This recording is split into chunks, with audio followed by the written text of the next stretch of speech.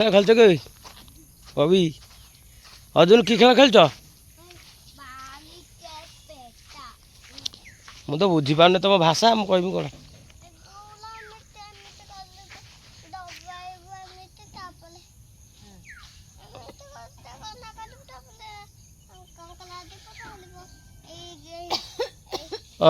ମାନେ ବାଲିରେ ଗୋଡ଼ ଗୁରା ପୋତିକି ଖେଳୁଛ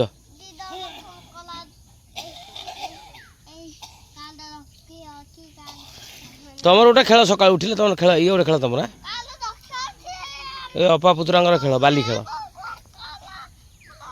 ଆଜି ଯୋଶରା ଠାକୁରଙ୍କୁ ଭାରି ଭକ୍ତିରେ ଡାକୁଛି କ'ଣ ପାଇଁ ଡାକୁଛି କେହି ଚାକିରି ହବ ବୋଲି ଡାକୁଛି ଦେଖୁନାହାନ୍ତି ଆଉ ଆଗେଇ ନମସ୍କାର କରୁଛି ମାନେ ଆଜି ଭକ୍ତିରେ ଡାକୁଛି ଆଉ ଠାକୁରଙ୍କୁ ତ ସବୁ ମୋତେ ଡାକନ୍ତି ଭକ୍ତିରେ କ'ଣ ପାଇଁ କହିଲେ କ'ଣ କିଛି ପାଇବା ଆଶାରେ ଇଏ ବି ସେମିତି ନା କ'ଣ ପାଇଁ ଭକ୍ତିରେ ଡାକୁଛି କିଛି ଗୋଟେ ପାଇବା ଆଶାରେ ଡାକୁଥିବ ଚାଲା କରିକି ଆଉ କାଠ ନାହିଁ ସେଇଥିପାଇଁ ଯୋଶରା ପାଛିଆଟା ଦେଖନ୍ତୁ ଭାଙ୍ଗିଦେଲାନି ଜଳେଇବୁ କି ଜଳେଇ କ'ଣ କରିବୁ ପକେଇଦେ ଏଟା କାମୁଡ଼ିଦେ ଇଏ ହେବ କାଠ ନାହିଁ ବୋଲି ଦେଖନ୍ତୁ ପାଛିଆଟାକୁ ଭାଙ୍ଗିକି କରୁଛି ଏଇଟା ଆଜିକାଲି ଏଇଟା ଆଜି ରୋଷେଇ ହେବ ଚୁଲିଟା ବାଗା ହେଉଛି ବହୁତ ଦିନ ପରେ କାହିଁକି କହିଲେ ବର୍ଷାଟା ଛାଡ଼ିଗଲା ନା ଏବେ ଆମର ଚୁଲିରେ ରୋଷେଇ ହେବ ନା କ'ଣ ଯୋଶରା ଚୁଲି ବାଗା ହେବ ବର୍ତ୍ତମାନ ବାଗେଇ ତ ନିପାନାପି କରିକି ଆଜି ରୋଷେଇ ଚୁଲିରେ ଆଉ କାଠରେ ହେବ କେଉଁମାନେ ଚୁଲିରେ ରୋଷେଇ କରନ୍ତି କମେଣ୍ଟ ମାଧ୍ୟମରେ ଜଣେଇବେ କିନ୍ତୁ ଆମର ଆଜ୍ଞା ସବୁବେଳେ ଚୁଲିରେ ହିଁ ହୁଏ ବର୍ତ୍ତମାନ ଚୁଲି ତାର ଯୋଶନା କ'ଣ ନିପୁଛି ନିପୁ ସାରିଲା ପରେ କ'ଣ କରିବ ଆଉ କିଛି ତ ନାହିଁ ଘରେ ଖାଲି ଆଳୁ ଅଛି ସେ ବାରି ଫାରିରୁ କ'ଣ ଶାଗ ଦିଟା ଖୋଜିବାକୁ ପଡ଼ିବ ନା କ'ଣ କହୁଛୁ ନା ବାରିରୁ ଆଜି ପାରିବି ସୁଜନା ଶାଗ ମସୁର ପକେଇକି ଭାଜିବି ଖାଲି ସେତିକି ଆଉ କିଛି କରିବୁନି କରିବା ଆଉ ଦେଖିବା ଆଳୁ କ'ଣ କରିବା ଆଳୁ ଫାଳୁ ଭାଜିବେ କରି ପଖାଳ ଭାତ ଖିଆ ହେବ ଆଉ ନା କ'ଣ ବାଗେ ଚାରିକର ଟିକେ ଦୂରେଇକି କରୁନୁ ଟିକେ ଦୂରେଇକି କରିବୁ ନା ଶାଗ ପାଇଁ ସେ ଆଜି ଶାଗ ପାଇବ ବୋଲି ଭାରି ପରିଶ୍ରମ କରୁଛି ଆପଣ ଦେଖନ୍ତୁ ତା ଗୋଡ଼ ହାତ ପାଉନି ବାଙ୍ଗରା ଲୋକ ସେ ତ ଗୋଟେ ଚେୟାର ନେଇକି ସୁଜନା ଗଛକୁ ଚଢ଼ୁଛି ଯାହା କହନ୍ତି ଏଇଟା ବାଇଗଣ ଗଛକୁ ହାତ ପାଡ଼ିବ ପାଇବନି ଇଏ ସେଇ କାଟାଗୋର ଲୋକ ସେଇଥିପାଇଁ ସୁଜନା ଗଛ ଗୋଟେ ଦେଖ ଚେୟାର ନେଇକି ଚଢ଼ିକି ପାରୁଛି ମୁଁ ଆପଣଙ୍କୁ ତାର ହାତ ପାଉନି କ'ଣ କରିବ ବାଙ୍ଗରା ଲୋକ ଗୋଡ଼ ଆଡ଼ୁ ଦେଖନ୍ତୁ ଗୋଟେ ଚେୟାର ପକାଇଛି ଆଉ ସିଆଡ଼େ ଖଣ୍ଡେ ଡାଳ ଭାଙ୍ଗିଦେଲା ଏ ଡାଳ ଭାଙ୍ଗିଯିବ ହେ ଖଣ୍ଡେ ଭାଙ୍ଗିଦେ ହେଲା ଭାଙ୍ଗିଯିବ କୋକ ଖଣ୍ଡେ ଭାଙ୍ଗିଦେଲା କାରଣ ଆଜି କିଛି ଶାଗ ଭାଗ ନାହିଁ ସୁଜନା ଗଛ ଡାଳରେ ଆଜି ଖିଆଯିବ ହସି ଦେଉଛୁ ବଡ଼ ଡାଳଟା ଭାଙ୍ଗି ଦେଇକି ଆଉ ସେତିକି ଥାଉ ହଁ ଯେତିକି ହେବ ସେ ଚଳେଇଦେବା ସେଠି ଖାଇକି ଆଉ ନା କ'ଣ କହୁଛୁ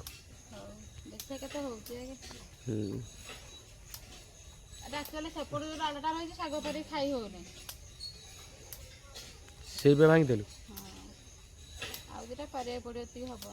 ହବନି ଆଉ ଦୁଟା ପାରିବୁ ହଉ କାହିଁ ସେଇଟା ଦୁଇଟା ଆଣିବୁ ହଉ ଚାଲେ ସେଇଟା ଆଣୁ ଦୁଇଟା ଆଉ ସେ ଗଛରେ ଆଉ ପାରିପାରିଲାନି କାହିଁ ହାତ ଗୋଡ଼ ପାଉନି ଚେୟାର ଧରି ଦେଖନ୍ତୁ ଶାଗ ଫାଗ ନେଇକି ପଳାଉଛି ଆଉ ଗୋଟେ କେଉଁ ଗଛରୁ ଆଣିବ ତାପରେ ବୋଧେ ଭଜା କରିବ ଆଉ ସୁଜନା ଶାଗ ରୁଞ୍ଚା ଚାଲିଛି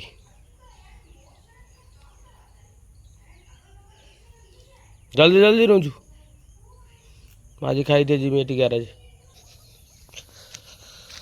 କ'ଣ ଆପା ଜ୍ୱର ଛାଡ଼ିନି ଏପର୍ଯ୍ୟନ୍ତ ପୁରା ଦୁର୍ବଳ କିନ୍ତୁ ହେଇଗଲା ପୁରା ଦୁର୍ବଳ ଲାଗୁଛି ନା ଯିବା ମେଡ଼ିକାଲ ପୁଣି ଆଜି ଆଉ କ'ଣ ଦୁର୍ବଳ ଲାଗୁଛି ବା କହୁଛ ଭଲ କେହି ଜାଣି ଦେଖିବାକୁ ପଡ଼ିବ କିଏ ଅଛି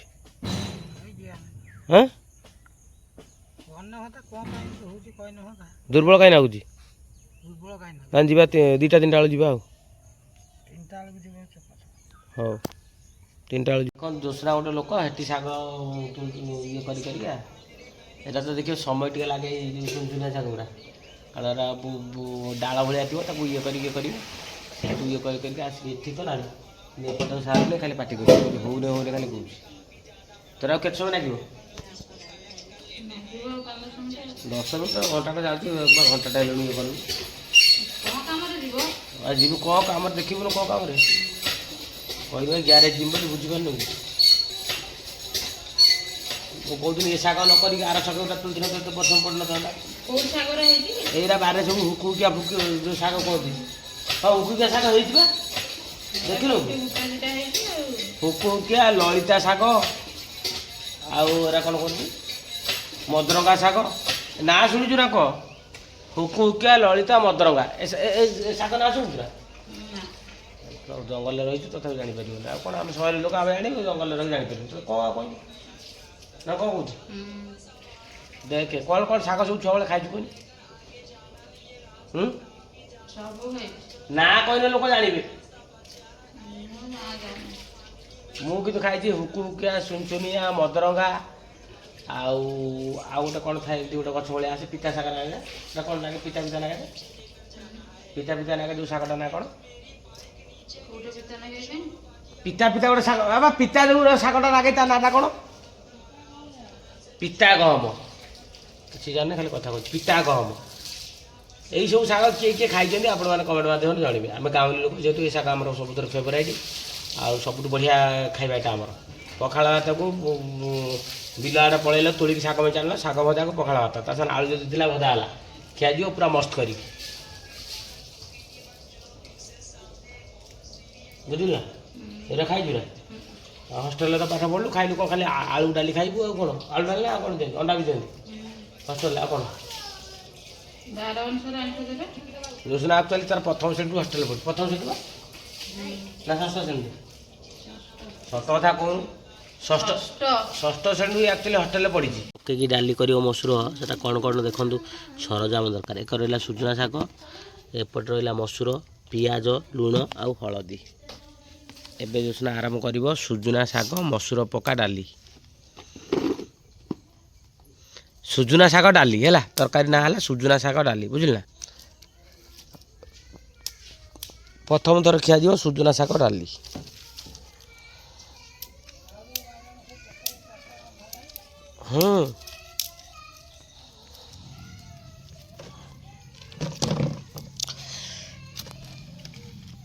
ଦେଖିବା ନିଆଁ ଜଳୁଛି କି ନାହିଁ ନିଆଁ ଜଳୁ ନାହିଁ ବୋଲି ଗୋଟେ ପ୍ଲାନ୍ କରିଦେଲା କ'ଣ କଲା ନା ଏଟା କ'ଣ ବେ ଗୋଟେ ଜରିକୁ ଦେଖନ୍ତୁ ଜଳେଇ ଦେଲା କାରଣ ଏଟା ଜଳିଲେ ହେଲେ ନିଆଁଟା କାଠଟା ଶୀଘ୍ର ଧରିବ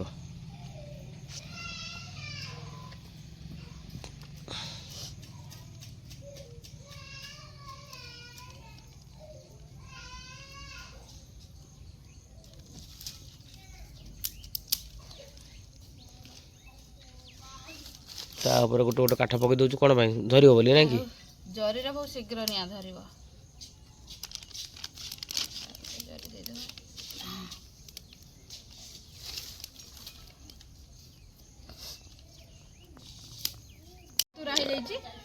ତରକାରୀ ଏଠି ସୁଜନା ଶାଗ ଡାଲି ହବ ବୋଲି ପୁଅ ବି ଆସିକି ଦେଖୁଛି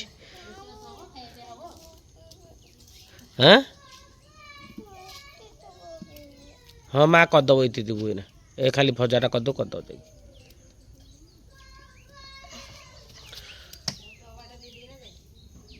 ତେଲ କି ତେଲ ରିଫାଇନ ତେଲ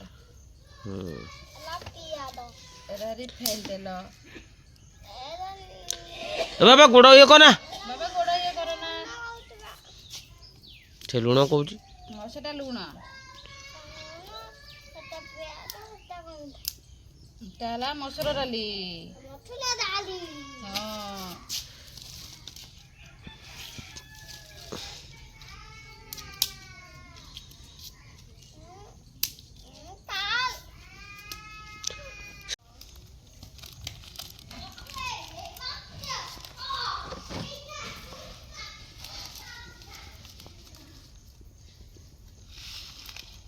ପଡ଼ିଗଲା ଫୁଟଣ ଖଟ ଖଟ ସାଉଣ୍ଡ ହେଲା ବା ନା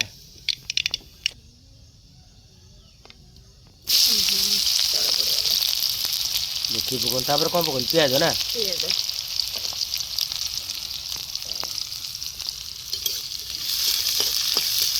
ପିଆଜ ଟିକେ ଚଲେଇ ଦେବୁ ଟିକେ ଠିକ୍ ପାଗ ହେଲା ପଡ଼ିବ ନା କି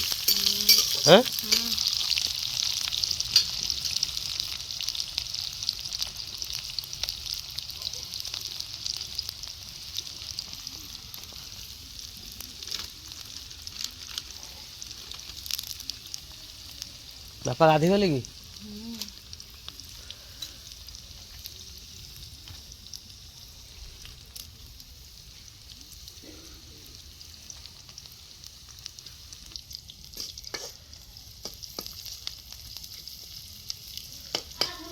ଗ୍ୟାସ୍ ଗ୍ୟାସ୍ କାଠ କାଠ ନାଇଁ କି? କାଠର ଅନୁଭୂତି କିନ୍ତୁ ଅଲଗା, ଗ୍ୟାସ୍ର ଅନୁଭୂତି ଅଲଗା। ଆଉ ଏବେ ଲୋକ ପୁରୁଣା ଯୁଗକୁ ଆଇଲେଣି, ଗ୍ୟାସ୍ ଆଉ ଏତେ ପସନ୍ଦ କରୁନାହାନ୍ତି, ତୋର କାଠ।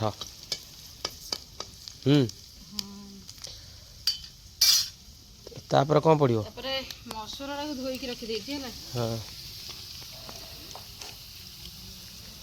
ତାପରେ ପଡ଼ିଲା ମସୁର। ମସୁର ପକେଇକି ଯେଉଁ ସଜନା ଶାଗଟା ଭଜା ହୁଏ ମୋର ବହୁତ ପସନ୍ଦ।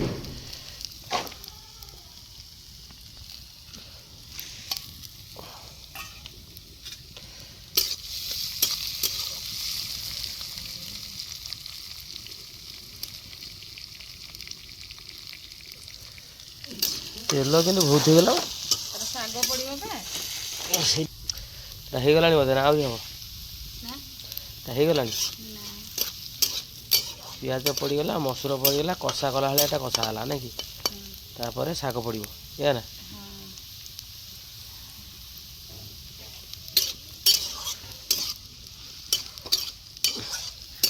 ହଁ ହଁ କହୁନୁ। ପେଟ ଖଡ଼ ଖଡ଼ ହଉଛି, ଏଇନା ପିଇ ଦେଇଛୁ ବୋଲି। ହଁ ଏଇନା କରିଦେବି ତୋ ପାଇଁ, ଅଣ୍ଡା ଆମ୍ଲେଟ କରିଦେବି। ଅଣ୍ଡା ଅଛି ହେଲା, ଟିକେ ଜଷ୍ଟ ଦେଇଦେବା ପାଣି ହେଲା।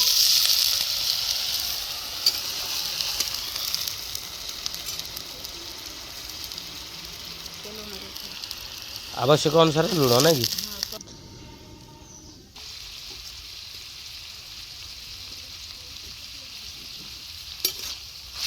ହେଇଗଲା। ୟା ପରେ କ'ଣ ପଡ଼ିବ? ତାପରେ ପଡ଼ିବ ସୁନସୁନିଆ ଶାଗ ନାଇଁ କି? ସଜନା ଶାଗ ନା ସୁଜନା ଶାଗ। କ'ଣ ବରା ଭଳିଆ ବାସନା ହେଲା? ବରା କିଏ କରୁଛି ତ ବରା ଭଳିଆ ବାସୁଛି? ପଡ଼ିଗଲା ସୁନସୁନିଆ ଶାଗ।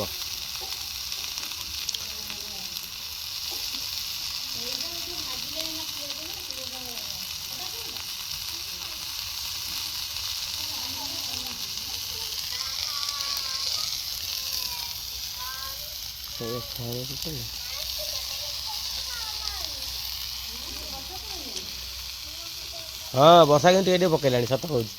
ଏ ଶୀଘ୍ର ଶୀଘ୍ର କହୁଛୁ, ସେଟା ବର୍ଷା ଆକ୍ଚୁଆଲି ପକେଇଲାଣି ଟିକେ ଟିକେ। ପୁଅ କହୁଛି ବର୍ଷା ପକେଇଲାଣି, ସତ ଟିକେ ଟିକେ ବର୍ଷା।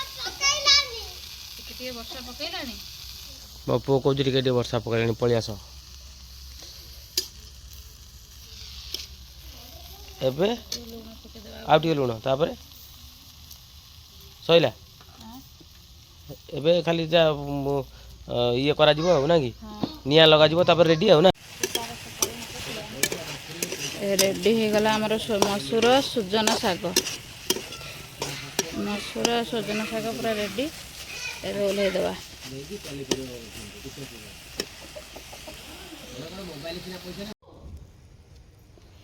ଏଠି ମୋର ଆଳୁ ଭର୍ତ୍ତା ବି ହେଇଗଲାଣି, ଶାଗ ଭଜା ହେଇଗଲା, ଆଳୁ ଭର୍ତ୍ତା ବି ହେଇଗଲାଣି।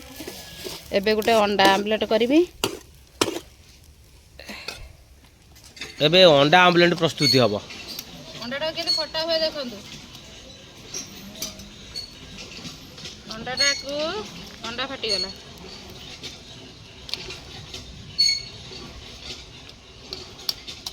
ମାନେ କଞ୍ଚା ପିଆଜଟା ସାଙ୍ଗରେ ପକେଇଲୁ ଅଣ୍ଡା ନାଇଁ? କଞ୍ଚା ପିଆଜରେ ପଡ଼ିଗଲା। ଟିକେ ହଳଦୀ ଗୁଣ୍ଡ ପକେଇଦେବା, ଆଉ ଟିକେ ଲୁଣ ପକେଇଦେବା। ଆଉ ଲଙ୍କା ଏଠି ପଡ଼ିବନି, କାରଣ ଏଟା ପୁଅ ଖାଇବ। ସ୍ପେଶିଆଲ ଅର୍ଜୁନ ପାଇଁ ହେଉଛି। ଏଟା ସ୍ପେଶିଆଲ ଅର୍ଜୁନ ପାଇଁ ହେଉଛି। କ'ଣ ଅଣ୍ଡା ଆମ୍ଲେଟ୍? ଅଣ୍ଡା ଆମ୍ଲେଟ୍। ଆଉ ଶନିବାର ଆମେ କେହି ଖାଇବୁନି, ବାପା ଖାଇବେନି କି ଆମେ 2 ଜଣ ଖାଇବୁନି। ଏକା ଏଟା ଲିପୁ ଖାଇବ, ପୁଅ ଖାଇବ।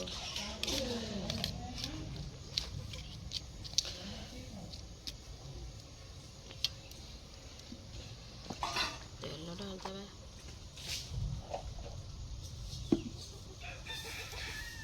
ନିଆଁ ଜଳୁଛୁ ନା ନାଇଁ? ନିଆଁ ଜଳୁଛି। ଜଣା ପଡ଼ୁନି କ'ଣ ଜଳୁଛି ନା ନାହିଁ।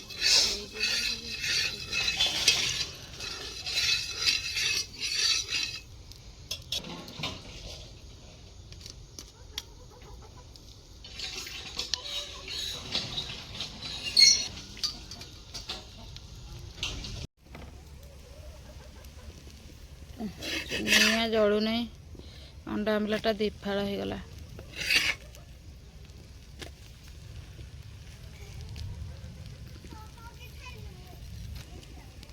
ରେଡି ହେଇଗଲା ଅଣ୍ଡା ଆମ୍ଲେଟ୍। ଆମର ଏନା ଖାଇବା ପିଇବା ଚାଲିଛି। ଦାଦା ଆସିକି ପହଞ୍ଚିଗଲେ। ତମେ ଖାଇକି ଆସିଛ ତାନେ? ଆମର ଏପଟେ ଖାଇବା ଚାଲିଛି। ବାପା ଖାଉଛନ୍ତି। ଆମର ଖାଇବା ଚାଲିଛି ଏଠି। ଏଇନା ଆମେ ମା ପୁଅ ଖାଇବୁ। ଆମର ଆଜି ହେଇଛି ସଜନା ଶାଗ ଆଉ ଆଳୁ ଭର୍ତ୍ତା, ଆଉ କିଛି ହେଇନି। ଆଉ ଅଣ୍ଡାଟା ହେଇଛି ପୁଅ ପାଇଁ।